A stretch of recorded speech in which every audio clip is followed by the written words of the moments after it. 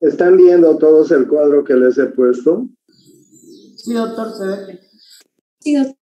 Gracias, gracias. Bueno, entonces, algo que quiero que vayan tomando en cuenta, ¿no? Las vías aferentes.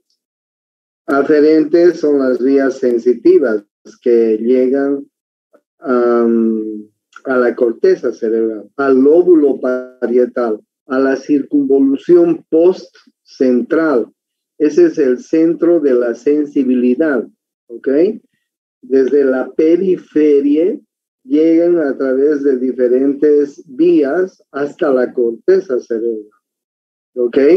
Y generalmente hay cuatro sinapsis que se realizan desde la periferia hasta la corteza cerebral. No se olviden, el centro de la sensibilidad en la corteza cerebral está en el lóbulo parietal, en la circunvolución postcentral, ¿ya? Entonces, bien, ¿qué sensibilidades transmitimos hacia la corteza cerebral? Estas que les estoy mostrando, las del tacto fino, las del tacto grueso y sensaciones libidinosas y afectivas, la termoalgésica, la propioceptiva, ¿ok? Pero además de estas hay otras sensaciones. Entre ellas tenemos las sensoriales, que no tienen nada que ver con las sensitivas, ¿ok? Cada una de las sensoriales tiene su propio centro en el cerebro, en la corteza cerebral. Para darles un ejemplo, por ejemplo, el centro de la visión, ustedes saben que está en el lóbulo occipital, que no tiene nada que ver con las sensitivas. Es decir, a través de la vía visual, los ojos transmiten esta sensación de mirar cosas hasta el lóbulo occipital. Y lo mismo pasa con el olfato, con el gusto, con la audición. Tenemos otros centros en la corteza cerebral que son los encargados de elaborar esta información, de recibir, elaborar y definir este tipo de información, ¿ok? Pero las vías sensitivas, estas que les estoy poniendo en el recuadro, son las que terminan en el lóbulo parietal, en la circunvolución postcentral, ¿ya? Esas vías son aferentes, todas están yendo hacia el cerebro, aferentes, yendo hacia el cerebro. Y del cerebro parten las vías eferentes, las vías motoras, las vías que van a desencadenar una respuesta, ante el estímulo que se está llevando. Si yo estoy llevando una vía termoalgésica, por ejemplo, hacia la corteza cerebral, ustedes saben que bien sea el calor, bien sea el frío, bien sea el dolor, va a haber una respuesta motora, ¿no es cierto? Imagínense que yo agarro una botella muy caliente, ¿cuál va a ser la respuesta motora a esa sujetación de algo muy caliente o de algo muy frío? La respuesta motora va a ser inmediatamente eliminarlo, ¿no? Es decir, para evitar que yo me queme, ¿ya? Entonces, miren, acá yo les muestro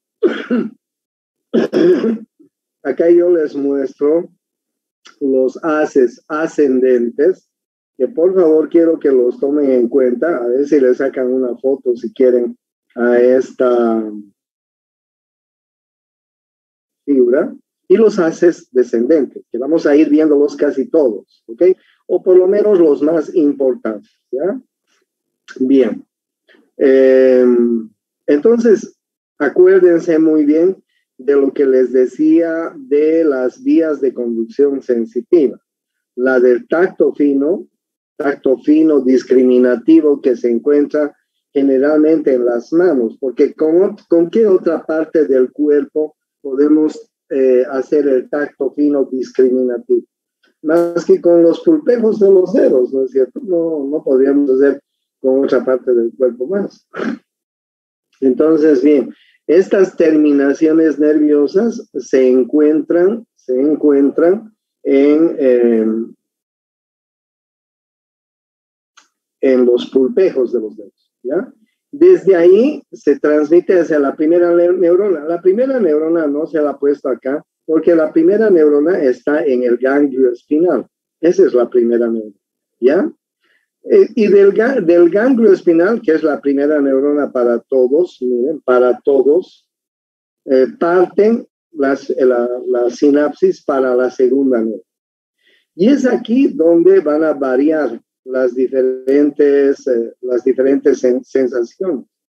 Por ejemplo, la vía del tacto fino, les decía, va a llegar va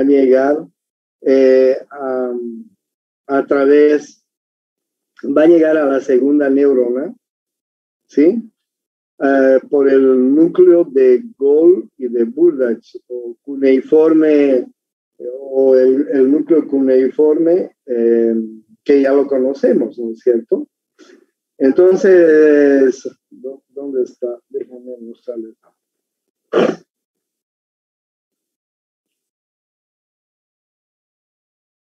No lo tengo acá.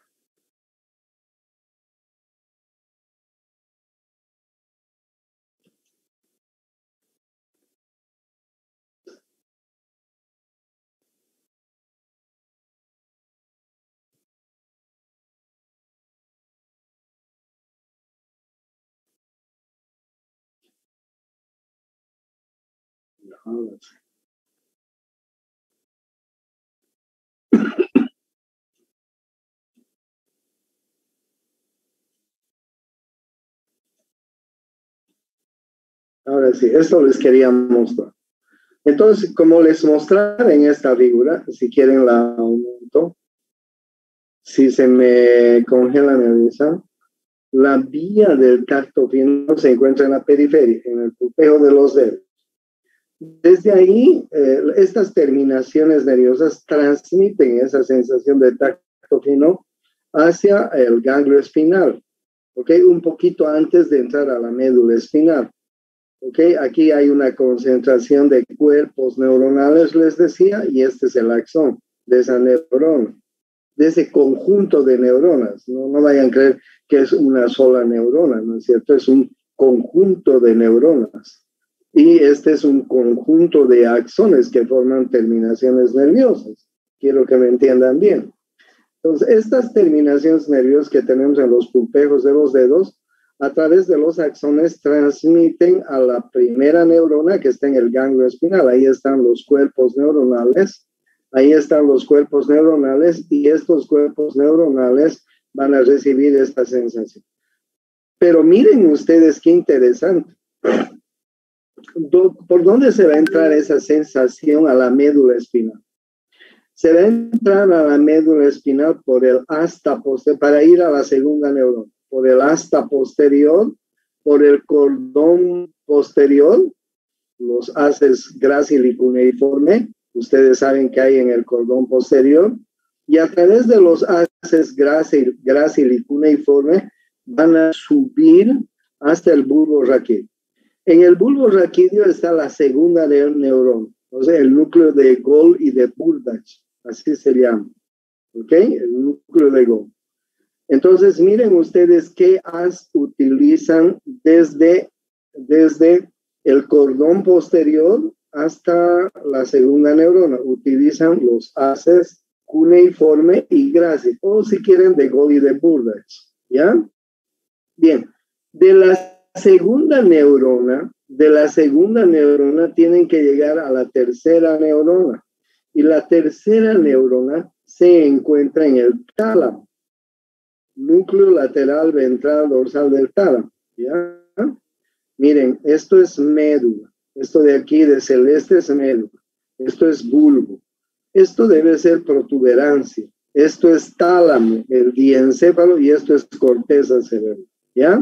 Ahora bien, les decía de la segunda neurona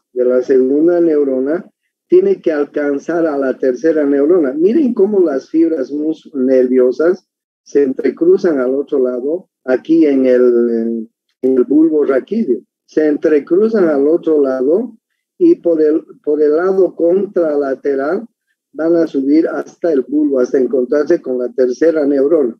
El camino que siguen es el de la cinta de rail media. ¿Ok? A este camino, a esta sustancia blanca que conecta la segunda con la tercera neurona, se llama cinta de rail media. ¿Ok? Es como les dijera, para ir a Montero sí o sí tengo que pasar por Warnes. Entonces, igual acá, ¿entienden? Desde la segunda a la tercera neurona sí o sí tengo que ir por este camino que es sustancia blanca, ¿no? Porque estos son axones que están envueltos por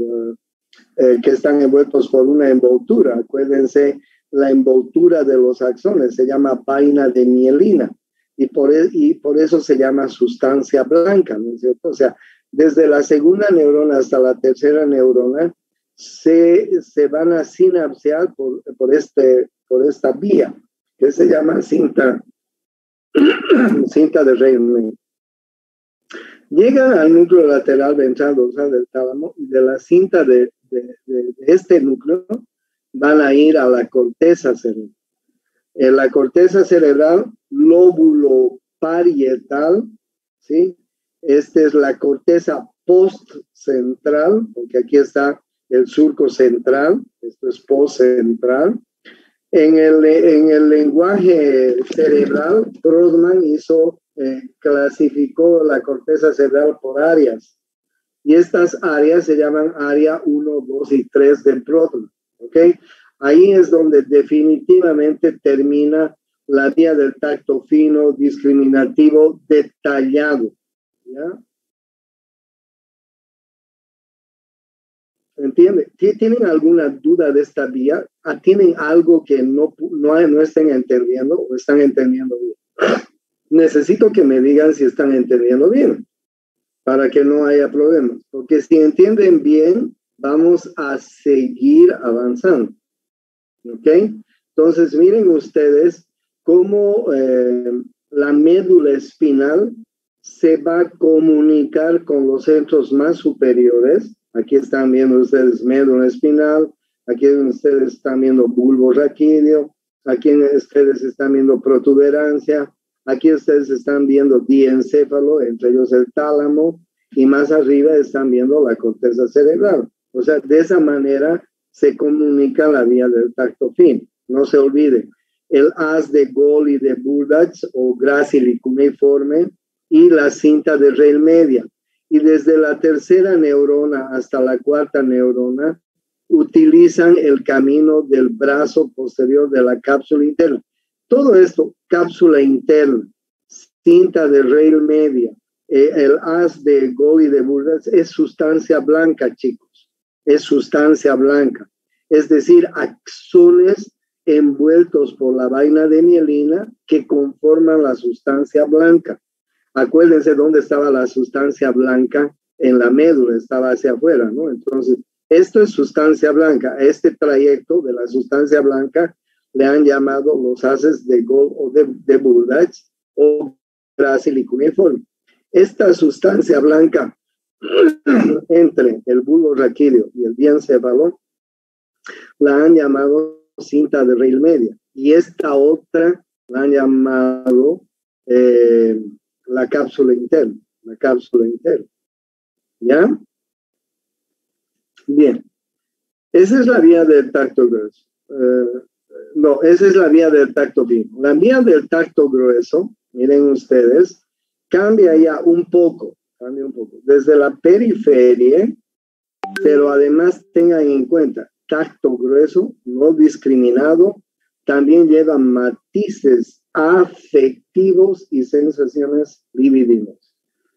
Por ejemplo, miren, yo les daba muchas veces el ejemplo. Imagínense una mamá amamantando a su bebé. Ese es un matiz muy afectivo, ¿entienden? Para el niño y para la madre. Imagínense a una mamá que recién ha tenido un bebecito y que le está dando teta. ¿Ok? Imagínense cuán afectivo es ese matiz. Entonces, ¿cómo se va a transmitir? Tanto la mamá y el niño se sienten muy felices, ¿no? Pero además hay otros matices afectivos, ustedes saben bien a qué me refiero, y otras sensaciones que se llaman libidinosas o sexuales o presexuales, si quieren, ¿ya? Entonces, todas estas tacto grueso, matices afectivos, sensaciones libidinosas, se transmiten desde la periferia hasta la primera neurona, que se encuentra siempre en el ganglio raquídeo. Esta vía se transmite hacia la segunda neurona. La segunda neurona se encuentra en el núcleo esponjoso, en la médula espinal, ¿sí? En la raíz posterior. Ahí están viendo ustedes, ¿no es cierto? Claramente. Desde el núcleo esponjoso, miren ustedes cómo van a partir, se entrecruzan al otro lado, desde el asta posterior, se entrecruzan al otro lado las fibras y van a ascender. Aquí está esa era médula, aquí está el bulbo, aquí está la protuberancia, mesencéfalo y luego al diencéfalo, al tálamo. ¿Ok? Pero miren ustedes la vía que utilizan desde la segunda neurona hasta llegar a la tercera neurona. La vía se llama haz espinotalámico anterior. Haz espinotalámico anterior. El haz espinotalámico anterior es el encargado de transmitir el tacto grueso no discriminado, llevar matices afectivos y sensaciones libidinas. No se van a olvidar del haz espinotalámico anterior, ¿ya? Y desde la tercera neurona llega al mismo núcleo anterior, núcleo lateral ventral dorsal del tálamo. Y desde ahí se transmite a la cuarta neurona, que es la misma área en la corteza cerebral. Área postcentral, lóbulo parietal, áreas 1, 2 y 3 de Broca, igual. ¿Ya? La diferencia es que esta vía utilizaba el haz espinotalámico anterior. La otra vía utilizaba el haz de Gold y de Burdach, ¿sí? Y la cinta de Reil media para llegar a la tercera neurona. Acuérdense. En cambio, esta utiliza el haz espinotalámico anterior, la vía del tacto grueso no discriminado, matices afectivos y sensaciones libidinosas. ¿Ok? La tercera vía es la termoalgésica, muy, muy importante. Desde la periferia hasta la primera neurona, siempre en el ganglio espinal. De ahí se conecta con la segunda neurona, que también se encuentra en el asta posterior, núcleo de la sustancia gelatinosa. Acuérdense que el otro era núcleo esponjoso. Este es núcleo de la sustancia gelatinosa. De la segunda neurona se entrecruzan las fibras al otro lado y de ahí suben hasta la tercera neurona a través del haz espinotalámico lateral. Haz espinotalámico. Este otro haz era haz espinotalámico anterior. Este haz es haz espinotalámico lateral. ¿Ya? Y de ahí, una vez que llega al tálamo, llega a la corteza cerebral al mismo lugar. Entonces, bien, miren ustedes, este cuadro que yo les presento es muy bonito porque se lo tienen que aprender más o menos de memoria. Estos tres, ¿ok? Que miren dónde cambian. En la segunda neurona. La primera neurona, todas son las mismas, ¿cierto? El ganglio espinal. La segunda neurona cambia. En el tacto fino, el núcleo de Gold y de Burdach, o ya saben que también tiene otro nombre, ¿sí? En el tacto grueso, sensaciones libidinosas y afectivas, núcleo esponjoso, y en la termoalgésica, sustancia gelatinosa. Miren ustedes de la segunda a la tercera neurona el camino que continúa. Cinta de Reil media, haz espinotalámico anterior, haz espinotalámico lateral. ¿Ok? Entonces, estas vías son las principales vías de conducción sensitiva, pero hay otras vías también que se llaman las propioceptivas inconscientes directa y cruzada, ¿ya? Miren ustedes que son los haces espinocerebelosos. Ahí ustedes están viendo el haz espinocerebeloso posterior, el haz espinocerebeloso posterior o directo de Fletchik, así se llamaba. ¿Ya? Estas vías están en relación con el equilibrio. Por ejemplo, imagínense que una señorita va a danzar ballet y de pronto se pone de puntitas en un solo pie y comienza a bailar, ¿no es cierto? Ustedes han visto. O un par de jóvenes que están compitiendo en patinaje y comienzan a patinar en el hielo y hacen sus piruetas ahí en el hielo. O una persona que está, por ejemplo, equilibrándose en una pita y haciendo equilibrio para no caerse.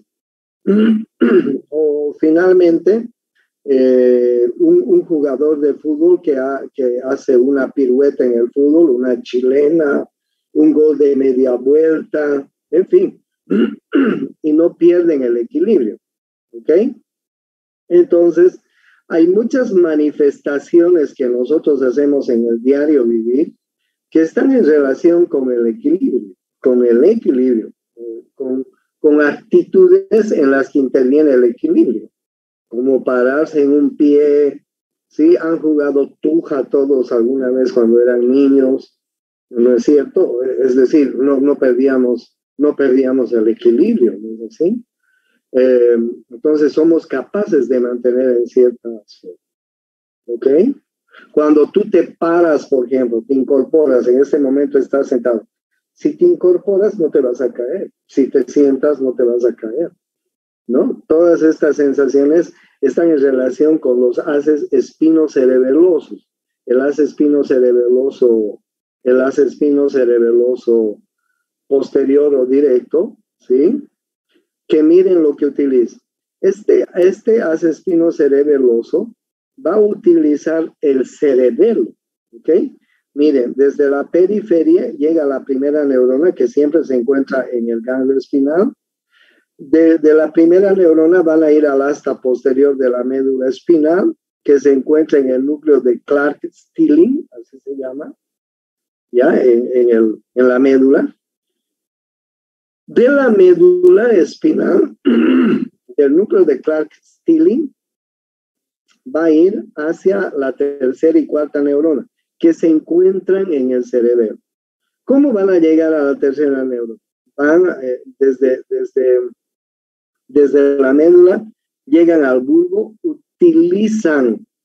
utilizan los pedúnculos cerebelosos, que son unas estructuras por las cuales se conectan el tallo cerebral con el cerebelo.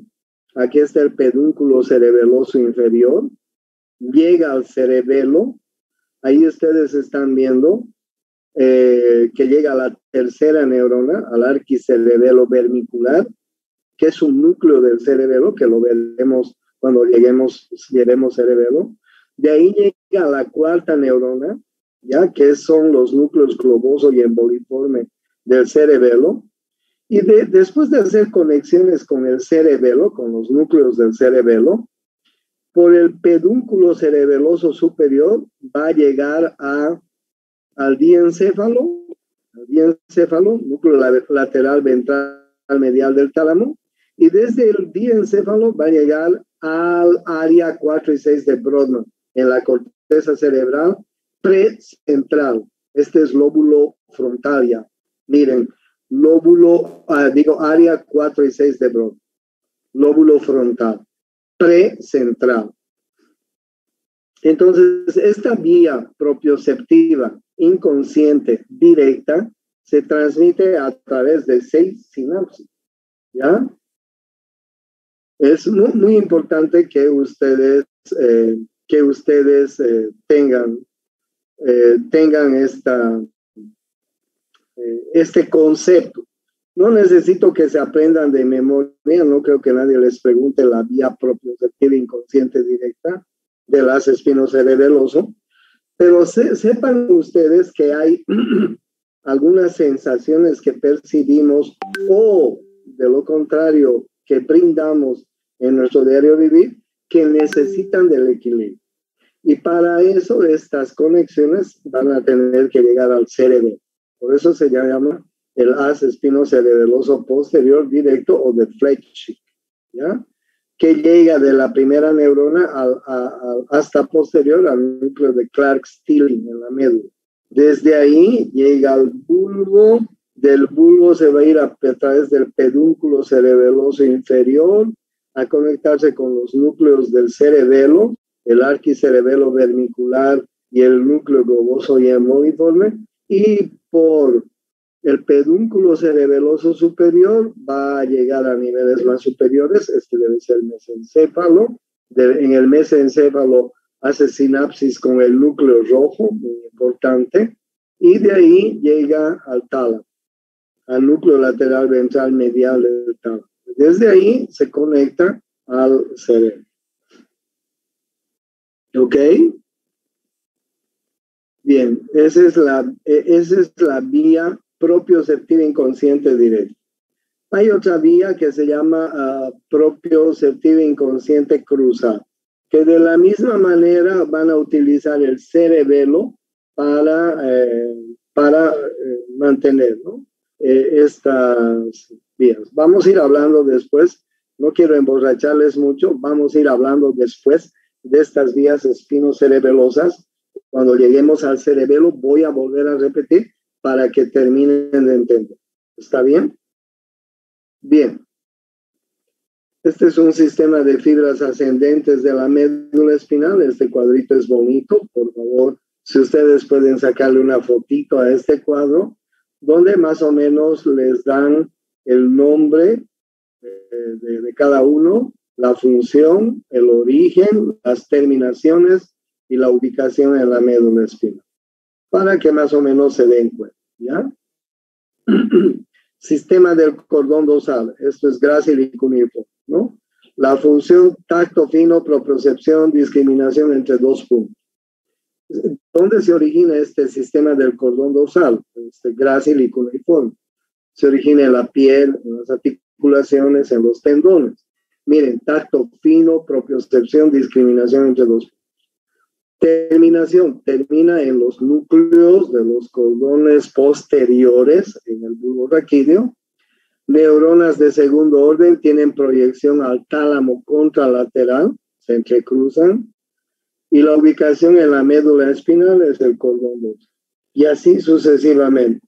Los tractos espinotalámicos, espinotalámico anterior y espinotalámico lateral, que da el tracto grueso, temperatura, dolor agudo, etc. ¿Ya? Tracto espinocerebeloso y vía espinoreticular. Estas son vías ascendentes. Bueno, ahí les estoy mostrando cómo estas vías ascendentes suben por la médula, ¿sí? Se entrecruzan al otro lado y siguen subiendo de la médula, siguen subiendo a los niveles más superiores hasta llegar a la corteza cerebral. ¿Ya? Bien, esto les quería mostrar. Ahora bien, esas son las vías ascendentes. Esas son las vías ascendentes. Ahora bien, déjenme mostrarles las vías descendentes. Las vías descendentes, es decir, las vías motoras. Las vías motoras. Miren ustedes, las vías descendentes o motoras son estas las más importantes, ¿no? En primer lugar, estas vías descendentes se clasifican en vías piramidales y extrapiramidales. Y dentro de las vías piramidales está el tracto córtico-espinal anterior o directo, córtico-espinal lateral o cruzado, y las fibras córtico-nucleares, ¿ok? Todas estas vías que les estoy mostrando, vías piramidales y extrapiramidales, son motoras. Las vías ascendentes eran, ¿qué cosa? ¿Qué vías eran? Las ascendentes eran sensitivas, no se olviden. Entonces, cuando llegaban a la corteza cerebral, esas vías sensitivas tienen que dar una respuesta. Entonces, esa respuesta se va a dar a través de las vías descendentes o motoras. Y las vías piramidales son las más importantes. Por ejemplo, voy a hablar de la vía piramidal primero, el tracto córtico espinal directo y cruzado, ¿ya? Miren ustedes dónde empieza. Acuérdense que la vía sensitiva terminaba en la circunvolución post-central. La vía motora empieza en la circunvolución precentral, o sea, delante de la cisura central, en el lóbulo frontal. Desde la corteza cerebral, miren ustedes, aquí está la sustancia gris, aquí están los cuerpos de las neuronas. Entonces van a tomar un camino de sustancia blanca, ¿ya? Y van a llegar al mesencéfalo, ¿ya? Van a atravesar el diencéfalo, pero miren, en el diencéfalo no tienen comunicación con nada. O sea, es un camino directo el que sigue. Este es el tálamo y estos son los núcleos de la base. Entonces, miren ustedes cómo las neuronas bajan hasta llegar al mesencéfalo. En el mesencéfalo atraviesan el pie peduncular del mesencéfalo, esto ya es tallo cerebral, la parte anterior del tallo, y llegan a la protuberancia, al puente. En la protuberancia se sinapsean y siguen bajando, miren, hasta el bulbo raquídeo, hasta la pirámide vulvar, ¿ok? Hasta las pirámides vulvar. En el bulbo raquídeo, en la parte anterior, hay una parte que se llama la pirámide vulvar. La pirámide vulvar.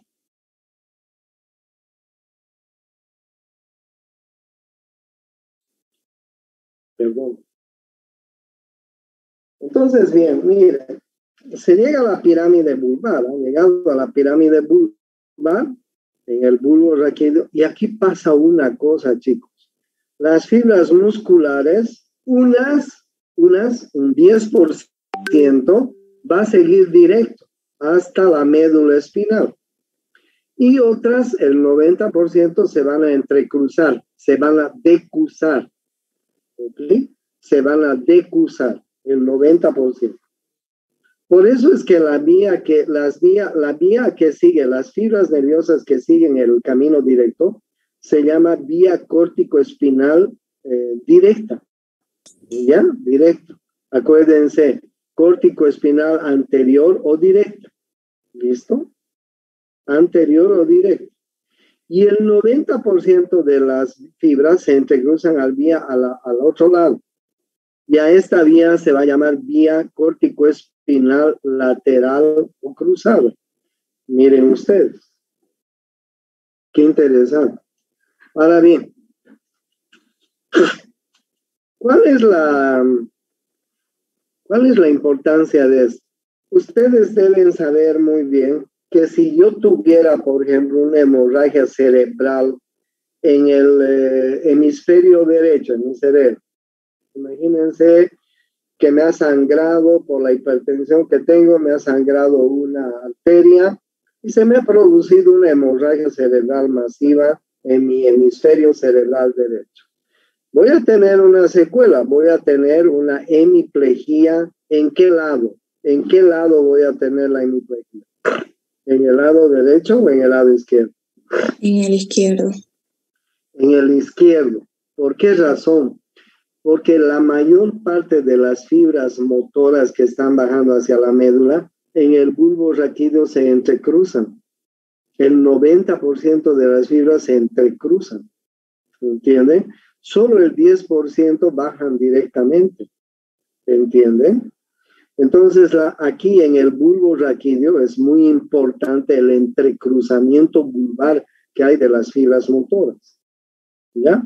Miren ustedes cómo la vía motora desde la corteza hasta la médula espinal, baja por la sustancia blanca. En la pirámide vulvar, el 10% no se cruza, sigue directo. A este se llama la vía o tracto córtico espinal anterior o directo. El 90% se entrecruza al otro lado. A este se llama tracto córtico espinal lateral o cruzado. Por eso es que cuando una persona tiene una lesión en uno de los hemisferios, la lesión es contralateral, es en el otro lado. Esta es la vía motora y la vía piramidal es muy importante. ¿Por qué se llama vía piramidal? Porque justamente están bajando por las pirámides vulvares. Esta parte anterior del bulbo raquídeo, ya se los voy a mostrar cuando veamos bulbo a continuación, se llama la pirámide vulvar, la parte anterior del bulbo. Por eso es que esta vía se llama vía piramidal, porque pasa por la pirámide vulvar, como ustedes están viendo, ¿ya? Ojo, que un 10% no se entrecruza, y se llama el tracto córtico, el córtico quiere decir corteza, córtico espinal anterior o directo, ¿ya? ¿Por qué anterior? Porque llega al cordón anterior de la médula. Las otras vías se entrecruzan en el bulbo raquídeo y a este se va a llamar tracto córtico espinal lateral o cruzado. ¿Por qué lateral? Porque se va a localizar en el cordón lateral de la médula. ¿Ya? Miren ustedes, una vez que llegan a los cordones anterior o lateral, entran al asta anterior de la médula y del asta anterior salen las fibras motoras. Siempre les he dicho, ¿no ve? Del asta anterior salen fibras nerviosas motoras y al asta posterior llegan fibras nerviosas sensitivas. Ahora, ¿cómo están saliendo estas fibras del asta anterior motoras? Claro, miren ustedes, del tracto córtico espinal anterior o directo, las fibras van a llegar al asta anterior de la médula. Del tracto córtico espinal lateral o cruzado, las fibras luego se van a comunicar con el asta anterior, ¿ya? Y del asta anterior van a salir fibras nerviosas motoras hacia la periferia, hacia la piel, hacia el músculo, hacia la articulación, hacia el tendón, etc. Fibras motoras, ¿ok? Esa es la vía córtico-espinal directa y la vía córtico-espinal cruzada, ¿ok? Las vías motoras más importantes tal vez. Bueno, hay otra vía piramidal que se llama el tracto córtico nuclear, ¿ok? Les voy a decir por qué se llama córtico nuclear. Igual, de la misma manera se inicia en la corteza cerebral, en la circunvolución precentral, en el lóbulo frontal del cerebro. Y desde ahí miren ustedes cómo comienzan a bajar los axones, ¿no? Las fibras nerviosas de esta vía, ¿ya? Comienzan a bajar, atraviesan el diencéfalo, siguen bajando. Cuando llegan al mesencéfalo, van a comenzar a sinapsearse con los núcleos de los pares craneales motores, Miren ustedes, acá va a ser sinapsis con el núcleo del tercer par craneal, motor ocular común. Un poco más abajito va a ser sinapsis con el núcleo del cuarto par craneal. ¿Cómo se llama el cuarto par craneal? ¿Cómo se llama el cuarto par craneal? Dígame. Troclear. El cuarto par craneal, ¿qué se llama? Troclear. Ah, troclear. Sí, troclear, correcto. Entonces, son motores. Ustedes saben que el tercer par es motor, el cuarto par es motor. Siguen bajando hasta la protuberancia y hacen sinapsis con los núcleos del quinto par, que es también motor. El quinto par es motor para los músculos masticadores, no se olviden. El séptimo par es motor para los músculos faciales. ¿ya? El sexto par, el motor ocular externo, es motor para el recto externo, ¿ya? Siguen bajando hasta el bulbo raquídeo.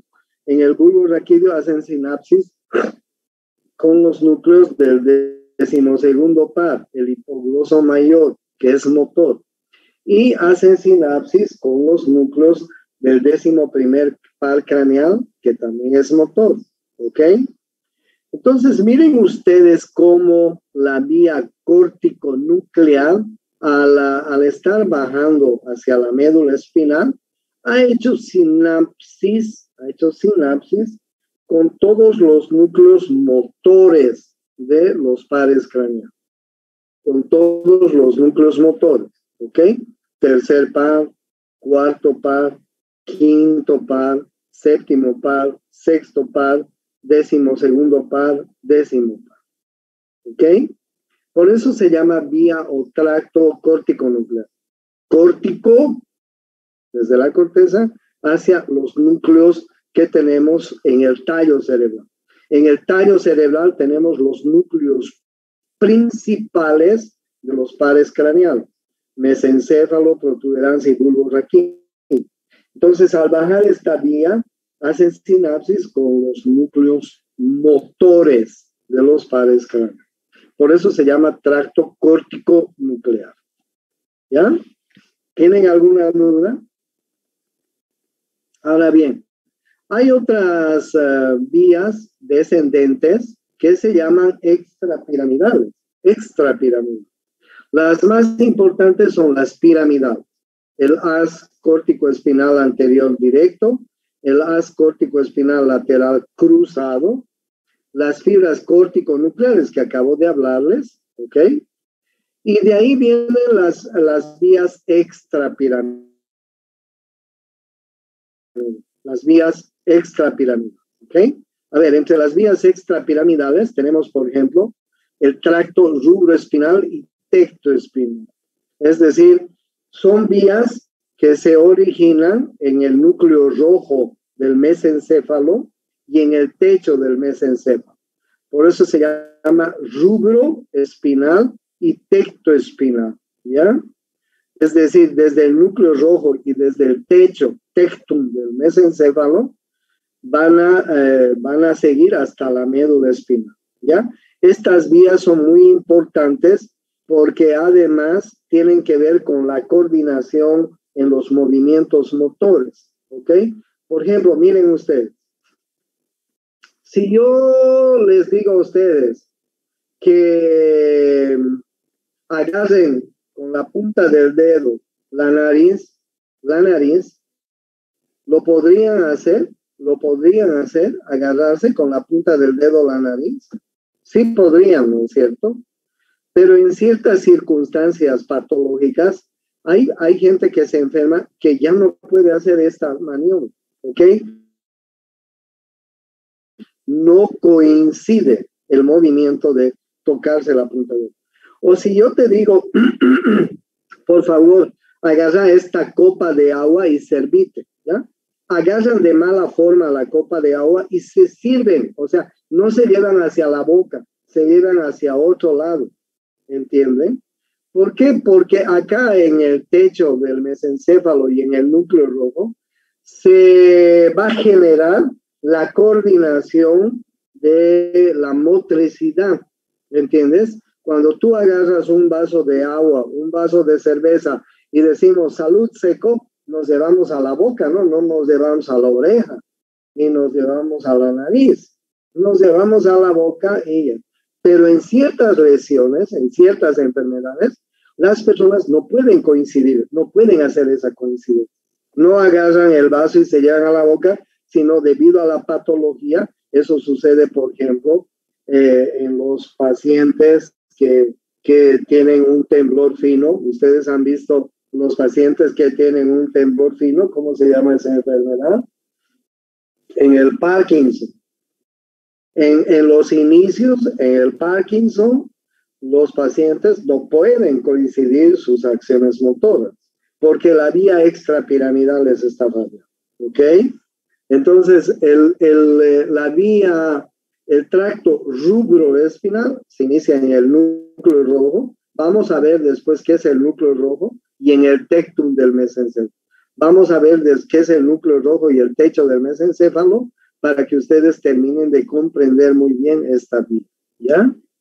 Después tenemos, por ejemplo, el tracto reticuloespinal. La formación reticular es una formación de diversos núcleos que hay en todo el tallo cerebral. Entonces, este tracto reticuloespinal se origina en la porción reticular del tallo cerebral. Y miren ustedes cómo esta formación reticular, muy importante, ya les voy a explicar por qué es importante la formación reticular. Ya les voy a explicar por qué es importante la formación reticular. Es importante porque además interviene en ciertas sensaciones de tipo parasimpáticas o vagales que se acompañan en ciertas circunstancias. Por ejemplo, en ciertas circunstancias, cuando tú estás por decirte algo, hacer algún ejercicio motor muy fuerte o muy importante para ti en la vida, imagínate, vas a jugar la final de fútbol, vas a jugar la final del fútbol, pero eres muy nervioso. Entonces, previo al partido te da náuseas, te da vómitos, te da mareos, ¿ok? La vía reticuloespinal está en relación con esas sensaciones que algunas veces se nos presentan cuando estamos en ciertas circunstancias importantes presentando alguna sintomatología vasovagal, náuseas, vómitos, mareos, etc. ¿Ya? Nace en la formación reticular y va hasta la médula espinal, retículo-espinal, ¿ya? Luego tenemos las vías vestíbulo-espinal, olivo-espinal, que se originan en los núcleos del vestíbulo, en la oliva del bulbo raquídeo, y llegan a la médula espinal. Pero cuando veamos el bulbo raquídeo, voy a volver a ver estas vías para que ustedes me vayan comprendiendo. ¿Ok? Mejor. ¿Tienen alguna pregunta hasta acá? ¿Tienen alguna pregunta hasta acá?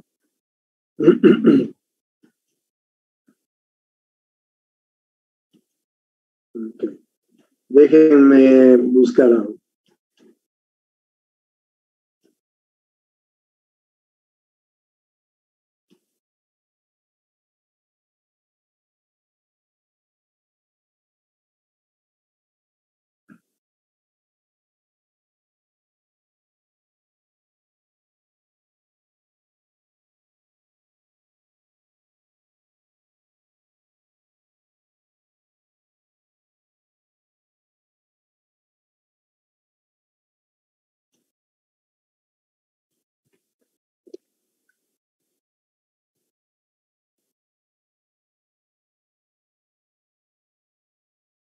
Bien, entonces, miren ustedes que hemos visto la médula espinal. Hemos visto cómo la médula espinal está formado por sustancia gris, por sustancia blanca.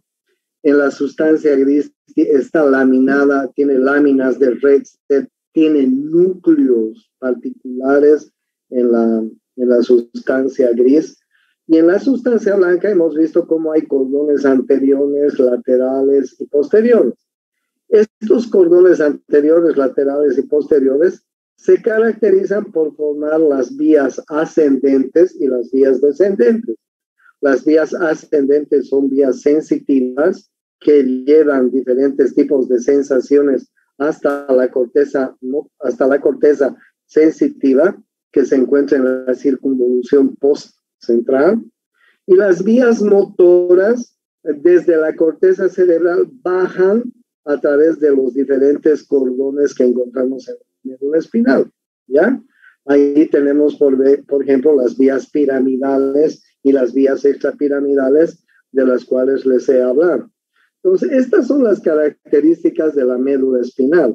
De la médula espinal salen fibras nerviosas de las astas anteriores, que son motoras, y a las astas posteriores llegan fibras sensitivas. No se olviden también esta cosa.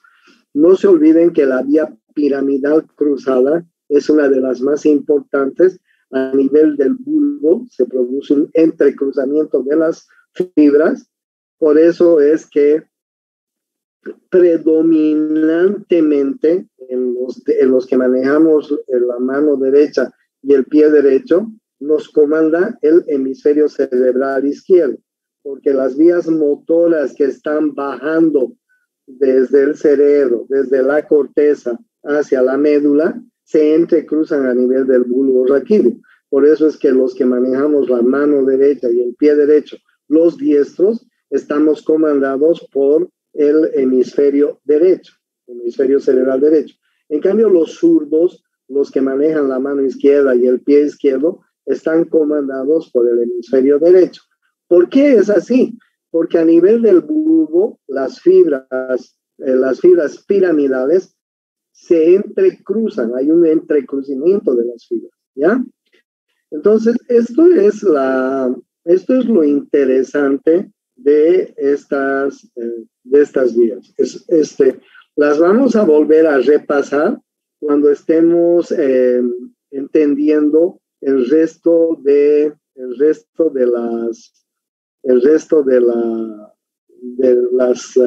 la anatomía del sistema nervioso. Al final voy a volver a repasar estas vías porque ustedes ya van a tener un conocimiento exacto. Bueno, vamos a empezar a ver el día de mañana el tallo cerebral, pero ya les voy adelantando. Miren el tallo cerebral. El tallo cerebral está formado, después de la médula viene el tallo, el bulbo raquídeo, la protuberancia y el mesencéfalo. El bulbo raquídeo, la protuberancia y el mesencéfalo. Esas tres formaciones van a formar lo que conocemos como el tallo cerebral o tronco cerebral. Algunos libros le llaman también el tronco cerebral. El bulbo raquídeo. El bulbo raquídeo en algunos libros es llamado la médula oblongada.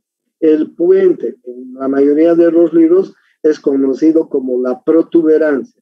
Y el mesencéfalo se llama así nomás en los libros, se llama mesencéfalo, ¿ya?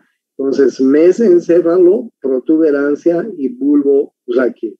Ahora bien, miren la anatomía macroscópica de estos tres elementos. El mesencéfalo se caracteriza por tener unos pedúnculos mesencefálicos. Así se llaman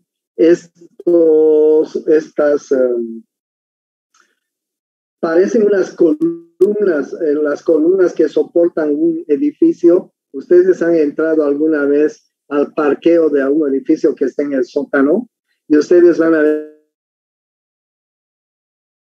que en el sótano de los edificios hay unas columnas que sostienen todo el edificio impresionantes, ¿no?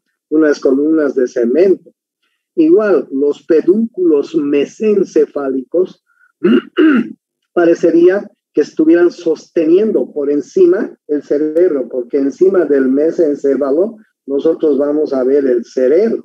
Entonces, en los dos pedúnculos mesencefálicos, y tienen que llamarlos así, mesencefálicos, porque también hay pedúnculos cerebelosos. No se van a confundir.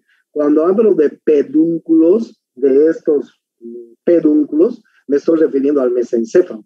Y se llaman así, pedúnculos mesencefálicos. ¿Okay? Miren por adelante cómo se lo ve al mesencéfalo. ¿Ya?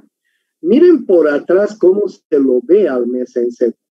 El mesencéfalo, vamos a ver en la parte posterior del mesencéfalo unos núcleos que se llaman los colículos. El colículo inferior con su brazo inferior y el colículo superior con su brazo superior. Mire, este colículo superior está en relación con la vía visual y este colículo inferior está en relación con la vía olfativa, ¿ya?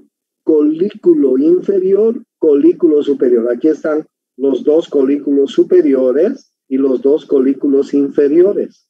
Y los superiores están en relación con la vía visual, los inferiores con la vía olfativa, ¿ok? Así vemos el mesencéfalo por adelante y así lo vemos por detrás. Es muy pequeñito, les cuento, mide apenas entre 2 a 3 centímetros. Es una cagadita muy chiquitita el mesencéfalo. Cuando tú lo ves en el cerebro, es una cosita muy pequeñita. No es como no pienses que es como te está mostrando la figura. Es muy chiquito el mesencéfalo, ¿ya? Bueno, para abajo está la protuberancia. Miren, vista anterior, vista posterior. Y para abajo está el bulbo raquídeo. Miren ustedes, las pirámides vulvares, aquí adelante, ¿se acuerdan de la vía piramidal? Por ahí está bajando la vía piramidal. Y miren ustedes, el entrecruzamiento o la decusación piramidal. ¿Se acuerdan que la vía piramidal, había una vía piramidal directa y había una vía piramidal cruzada? El 90% de la vía piramidal se entrecruzaba. Pues aquí estamos viendo en el bulbo raquídeo, en el límite inferior, la decusación piramidal. Aquí están viendo la parte anterior del tallo cerebral y aquí están viendo la parte posterior del tallo cerebral. Esto lo vamos a terminar de ver mañana en la clase correspondiente. ¿Tienen alguna pregunta hasta acá? Bueno, entonces miren, ya hemos terminado médula espinal, casi completo.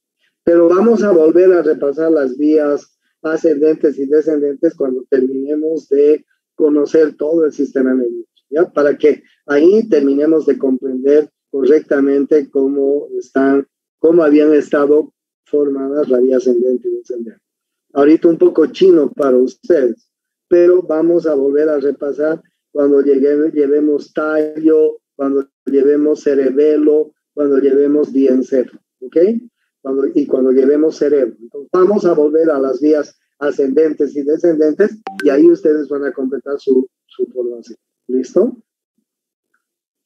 Bueno, nos vemos mañana. Un abrazo. Hasta mañana. Hasta luego, doctor. Chao, chao, Doc. Hasta luego, doctor. Recording stop.